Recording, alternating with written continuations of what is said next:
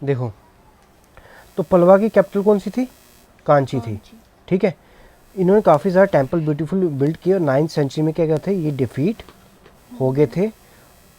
और क्या इनका रूल क्या हो गया था, एंड हो गया था। किसने डिफीट किया था, याद रखना, चोला ने डिफीट किया था। यानी कि 7th सेंचुरी से लेकर 9th सेंचुरी तक पलवास रूल करते थे। अब देखो आगे, Pandya rule the reason during present day Madurai. Madurai में क्या है, तमिलनाडु की साइड है, तो वहाँ पे रूल करते थे। देखो यहाँ पे बताया था ना मैंने, कहाँ गया ये, पांड्यास, ठीक है ना। तो तमिलनाडु यहीं पे ना, तो पांड्या यहाँ रूल करते थे। तो यहाँ पे मोरक्को पोलो आया था इनके किंगडम में। He left a detail account of this visit. इसने काफ़ी डिटेल में अपने इसके लिखा कि मैं कैसे यहाँ पे विजिट किया, क्या क्या यहाँ हो रहा था। His kingdom decline in the 14th century, ठीक है। अब आ गया चोलास के बारे में। चोला काफ़ी ज़्यादा पावरफुल किंगडम था, इसको हम इंपीरियल चोला भी कहते हैं। याद रखना, इसकी कैपिटल कौन सी है, तंजौर। आज ये तंजावुर के नाम से जानी जाती है, ठीक है। सबसे इम्पॉर्टेंट इसका रूल है विजयाला। विजयाला इसका सबसे इम्पॉर्टेंट रूल है, याद रखना है। कब से था, 846 से लेके 877 तक था। उसके बाद ये कहाँ पे रूल कर रहा था, नॉर्थ ऑफ कावेरी, ठीक है। कावेरी रिवर समझते हो ना, अभी बताई तो थी मैंने। ये जो रिवर थी कावेरी, यानी यहाँ पे इसका रूल था। आगे, how he defeated by the Rashtrakuta king Krishna III। अच्छा, प्रतंका, इसके बाद कौन आया था, प्रतंका 1 आया था, लेकिन इसने क्या किया था, मदुराई को कंकर कर लिया था पांड्या से। यानी कि मदुराई को एक जगह है जो पांड्या से हथिया लिया था। बाद में इसको किसने हराया था, राष्ट्रकूटा किंग कृष्णा III ने हराया था in the battle of Tolka पीएम 1949 AD में। याद रखना, इसमें क्या हो गया था, चोला एम्पायर क्या हो गया था, तबाह हो गया था। इसके बाद एक आया था राजा चोला और राजेंद्र चोला। इसके बाद चोला काफ़ी ज़्यादा पावर में आ गया था। इसके बाद राजा चोला के बारे में पढ़ते हैं। याद रखना, ये डेट इम्पोर्टेंट है, 1985 से लेके 1016 तक। राजा चोला को हम राजा 1 भी कहते हैं। इसने पांड्या और चेरा को भी हराया था। इनकी नेवी काफ़ी ज़्यादा पावरफुल थी। और ये सिलियन आज का श्रीलंका है ना, इंडिया है ही ऐसे, और नीचे क्या श्रीलंका, इसने नॉर्थन पार्ट को कैप्चर कर दिया था। और मालदीव्स भी क्या था, मालदीव्स भी कैप्चर कर लिया था। यहाँ पे मालदीव्स है ना, तो यहाँ पे भी कैप्चर कर लिया था। इसके बाद कौन आया था, राजेंद्र चोला, जिसका बेटा था। कहाँ से लेके 1016 से लेके 1044 तक इसके राज्य किया था। तो इसमें क्या होता है, पावर और भी ज़्यादा पावरफुल हो गया था। हिज आर्मी डिफीटेड, किसको डिफीट किया था इसने, चेरास को किया था, चौलक्यास को किया था। और आज का जो वेस्ट बंगाल है ना, वहाँ तक ये आ गया था। और वहाँ पे जो पालास रूल करते हैं ना, वहाँ पे याद है, पालास बताया था मैंने, ये बताया था मैंने, यहाँ पे कौन रूल करता है, पालास कहा था ना। तो ये क्या किया था, इसने यहाँ तक आ गया था और पालास को भी हरा दिया गया था। पालास को हराने के बाद इसने अपना क्या नाम रख दिया था, गंगाई चोलडापुरम, गंगाई कोंडा चोला, ठीक है, गंगाई कोंडा चोला। और इसने राज्य का एक स्थापना किया था, गंगाई चोलडापुरम किया था, ठीक है। He also conquered many places up to river Ganga, और गंगा तक ये पहुंच गया था। तभी इसको हम गंगाई कोंडा चोलापुरम, इसने कैपिटल बनाई थी तंजौर के पास में, उसको क्या कहा था, गंगाई चोलापुरम। क्यों, क्योंकि ये गंगा तक पहुंच गया था, वो वहाँ के राज्य को हरा दिया था। ये काफ़ी ज़्यादा डेयरिंग था, काफ़ी ज़्यादा निडर था। उसने वहाँ पे साउथ ईस्ट एशिया में भी क्या किए थे, कैंपेन होता है, हमले किए थे, ठीक है ना। अच्छा, एक्चुअली ये हमला क्यों किया था, क्योंकि साउथ ईस्ट एशिया के साथ ये ट्रेड करता था। और इसको स्टेट ऑफ मुलक्का, स्टेट क्या होता है मैं बताता हूँ थोड़ा सा। ये इंडिया का मैप है ना, ठीक है, यहाँ पे बताया था मैंने। तो क्या होता है कि इंडिया के मैप में यहाँ पे ऐसे एक छोटा सा रास्ता है, जो एक बड़ा सा समुद्र है, ये बड़ा सा समुद्र, बीच में छोटा सा रास्ता जो इस समुद्र को इस समुद्र के साथ कनेक्ट करता है, इसको हम क्या बोलते हैं, स्ट्रेट बोलते हैं। जैसे गली है ना, गली, एक गली बड़े बाजार को दूसरे बड़े बाजार में जो कनेक्ट करती है, उस गली, हम उसको गली कहते हैं। इसी तरीके से बड़ा सा समुद्र है, ये यहाँ पे बड़ा सा समुद्र, छोटा सा रास्ता है, उसको हम क्या बोलते हैं, स्ट्रेट बोलते हैं। क्या बोलते हैं? तो ये स्ट्रेट में क्या हो गया था, इसे हमला इसलिए किया था क्योंकि जो विजयाला था वो क्या कर रहा था, इसको स्ट्रेट को कंट्रोल कर रहा था और इनका ट्रेड नहीं हो पा रहा था। इस ट्रेड को बरकरार रखने के लिए उसने क्या किया, हमला कर दिया। ठीक है, इसने लिखा है the merchant of Vijayala did not allow the Indian ship merchant to sail in the reason.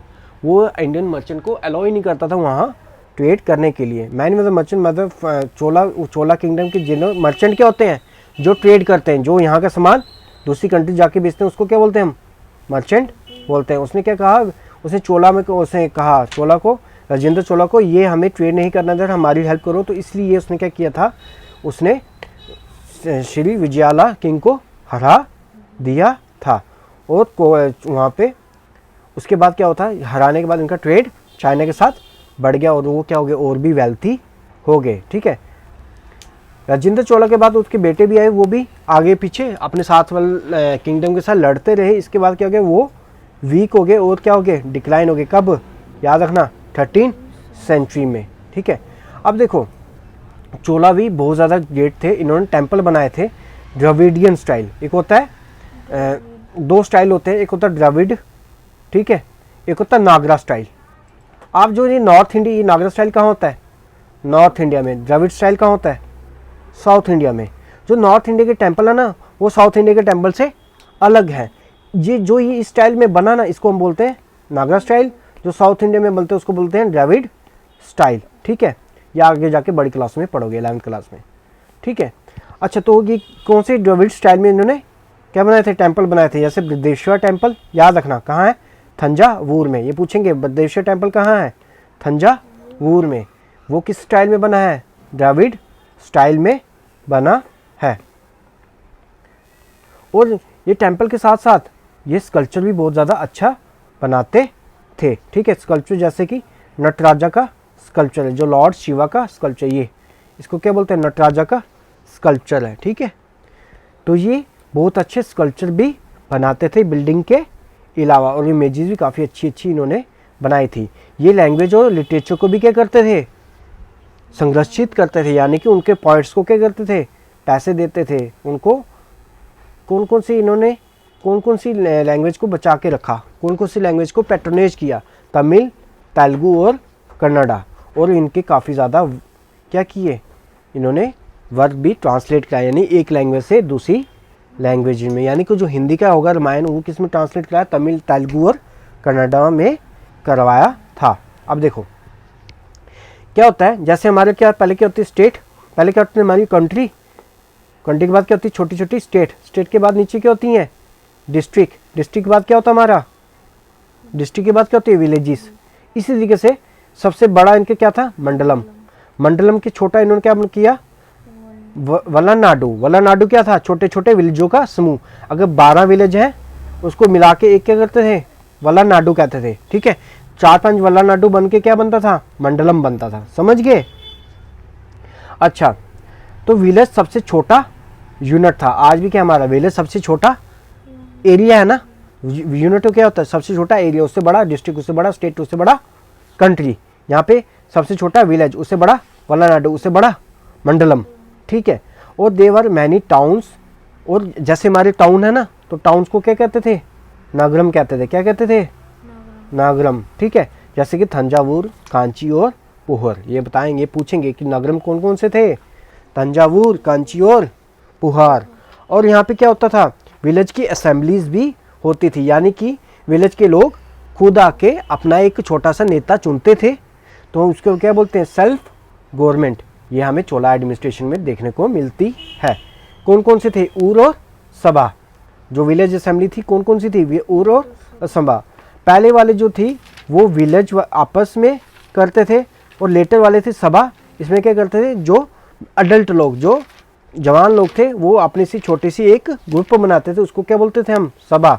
तो विलेज वाले जो ग्रुप बनाते थे उसको क्या बोलते थे, ऊर। तो ऊर में से क्या होते थे, अपने अपने छोटे छोटे लीडर चुनते थे। उसके बाद छोटी छोटी उन्होंने क्या किया, ग्रुप बनाए, और भी ग्रुप बनाए, उसको क्या बोले, सब कमेटीज वो क्या करती थी, वो कल्टीवेशन देखती थी, टैक्स देखती थी कि टैक्स कलेक्ट हुआ कि नहीं, उसके बाद देखती थी कि अगर झगड़ा हो गया कैसे सॉल्व करना है, पानी कहाँ देना है, बिल्डिंग कैसे बनानी है, टैंक कोई टूट गया कैसे बनाना है, इरिगेशन कैनाल अगर टूट गई है तो उसको कैसे बनाना है, यानी कि छोटी छोटी कमेटीज भी रखते थे। आज हम समझते हैं ना कि हम बड़े डेवलप है, लेकिन पहले भी ऐसा होता था। ठीक है, देखो इस दौरान बहुत सारी डेवलपमेंट हुई, एग्रीकल्चर में हुई। उन्होंने क्या किया ज़्यादातर जो एरिया था वो एग्रीकल्चर के अंडर ले आए। क्या करते थे, जो ड्राई बैरन और फॉरेस्ट लैंड थे, उन्होंने क्या किया, उसको खेती बाड़ी उसमें करने लगे। उसके बाद आगे खेती बाड़ी की उन्होंने, इरिगेशन फैसिलिटी भी वहाँ पे उन्होंने डेवलप कर दी, यानी वहाँ तक पानी भी पहुँचा दिया। क्या होता था, इसमें टेम्पल ने भी बढ़ चढ़ के हिस्सा लिया। क्यों? क्योंकि चोला लोग क्या करते थे कि वो टेम्पल्स को काफ़ी ज़्यादा पैसा देते थे, डोनेशन भी देते थे। ठीक है, और ये जो टेम्पल्स को ना ज़मीन दे देते, जैसे टेम्पल है ना तो उसको ये 5-6 विलेज दे दिए, भाई तुम इसको रखो। अब इसमें क्या होता था, पैसा काफ़ी आता था। टेम्पल क्या करता था, यहाँ पे इन्वेस्ट कर देता था विलेजेस में। ठीक है, यहाँ पे इरिगेशन बना देता था, यहाँ पे कैनाल बना देता था। ठीक है, और इरिगेशन और एग्रीकल्चर और भी ज़्यादा डेवलप कर देता था। समझ गए? समझे? आगे वही कहा कि किंग ग्रांट क्या होता है, लैंड देना। ठीक है, यानी कि पैसे देना ताकि इरिगेशन फैसिलिटी और ज़्यादा बन पाए। The growth of the population during the period gave further impetus to the agriculture. इस दौरान पॉपुलेशन भी बढ़ती गई, जितने ज़्यादा लोग होंगे उतने ज़्यादा एग्रीकल्चर करेंगे, उतने ज़्यादा पैदावार भी होंगे। Since more people had to fight an increase in corporate area. क्या रहा कि जैसे पॉपुलेशन और भी बढ़ती गई तो एग्रीकल्चर बढ़ा, लेकिन हमें उनको खिलाने के लिए क्या करना पड़ता था, हमें उनको खिलाने के लिए और ज़्यादा एग्रीकल्चर करना पड़ता। इसलिए क्या किया उन्होंने, 2 चीज़ें की। एक तो एग्रीकल्चर का एरिया बड़ा कर दो, दूसरा जो एरिया है ना उसका क्या कर दो, उसकी पैदावार उगा दो। यानी कि अगर इस लैंड से 5 किलो गेहूँ, मान लो 5 गेहूँ निकलता है, इससे क्या करो, ऐसा करो कि 10 किलो गेहूँ निकल जाए। 2 चीज़ें करो, या तो एक एरिया बड़ा कर दो, उसी एरिया में पैदावार भी और ज़्यादा कर दो। ठीक है, प्रोडक्टिविटी में तो क्या होता है, और ज़्यादा पैदावार करना, नहीं 5 किलो से 10 किलो करना। King and the rich temple build embankment to prevent flooding and the canal to carry water from the field. उन्होंने क्या किया, उन्होंने नदी, जैसे नदी जा रही है तो यहाँ से क्या किया उन्होंने, यहाँ से एक कैनाल बना दी जो क्या करती थी, फील्ड तक क्या करती थी, पानी लेके जाती थी। समझ गए? और इन्होंने क्या, नदी के ऊपर क्या कर दी, एम्बार्कमेंट्स बना दी, यानी कि आगे पीछे इनके और चढ़ा दिए ताकि नदी का पानी ज़्यादा फैल ना जाए और फसल को बर्बाद ना कर दे। समझ गए ना? आगे चलो, उन्होंने वेल भी बनाए, उन्होंने टैंक भी बनाए। वेल समझते हैं, कुआं। टैंक होता है कि जैसे एक ज़मीन है ना, ज़मीन के बीच में एक हमने और रख दी, ज़मीन रख दी, उसमें पानी हमने जमा कर दिया। ठीक है, उस पानी जमा को क्या कहते हैं हम, टैंक कहते हैं। ठीक है, उन्होंने क्या किया, विलेजेस वेल बनाए, टैंक बनाए और इरिगेशन फैसिलिटी को और भी ज़्यादा इम्प्रूव किया। The water store in the tank are release into a channel for the irrigation. तो टैंक में पानी था, जैसे एक ज़मीन में हमने वहाँ पे पानी रखा, उसमें से हमने कैनाल्स निकाली और क्या कर दिया, पानी खेतों में बांटने लगे। ठीक है ना? आगे चलो, another important development was the craft and the increase in the trade. वो ज़्यादा क्या था कि इनकी क्राफ्ट, यानी कि मूर्तियाँ बनना, यानी कि घड़े बनना। ठीक है, ये क्राफ्ट होगी, तो ये क्राफ्ट भी उनका बढ़ा और उनका व्यापार भी बढ़ता गया। ठीक है, तमिलनाडु रीजन में नहीं और आउटसाइड भी, जैसे हमने पढ़ा ना, नॉर्थ ईस्ट एशिया के साथ इनका व्यापार बढ़ा था, चाइना के साथ बढ़ा था, है ना, तो इनका व्यापार भी बढ़ता गया। The country wide network of trade guilds actually participated in trade. जो गिल्ड्स थे क्या थे, मर्चेंट का ग्रुप था, वो भी व्यापार में बढ़ चढ़ के हिस्सा लेता था। और जो भी इनको पैसा मिलता था व्यापार से, वो किस में लगा देते थे, एग्रीकल्चर में लगा देते थे। इसी दौरान नए नए रिलीजन का क्या हुआ, उदय हुआ, जैसे Basavanna found Lingayat sect. Lingayat sect होता है कि एक लिंगायत सेक्ट, शंकराचार्य ने क्या किया था, अद्वैत फिलॉसफी दी थी। रामानुजा और महादेवा ने क्या की थी, भक्ति फिलॉसफी दी थी। Due to the sense the doctrine of bhakti and the complete devotion to God become very popular in the south. इनकी वजह से क्या हुआ था कि भक्ति क्या होता है, भगवान के गाने गाना, ठीक है ना। जो पहले ऐसा नहीं था, भक्ति हो गया भगवान के गाने गाना, और भक्ति में हम भगवान को प्राप्त कर सकते हैं। रामानुजा ने और किसने दिया था, माधवन ने भक्ति कॉन्सेप्ट दिया था। शंकराचार्य क्या कहता है, आप ज्ञान लो, आप पुस्तक पढ़ो, आप और ज़्यादा ज्ञान लो, आपको उससे भगवान प्राप्त हो जाएंगे। हम इसके बारे में और भी पढ़ेंगे, किसमें, 9th चैप्टर में, ठीक है।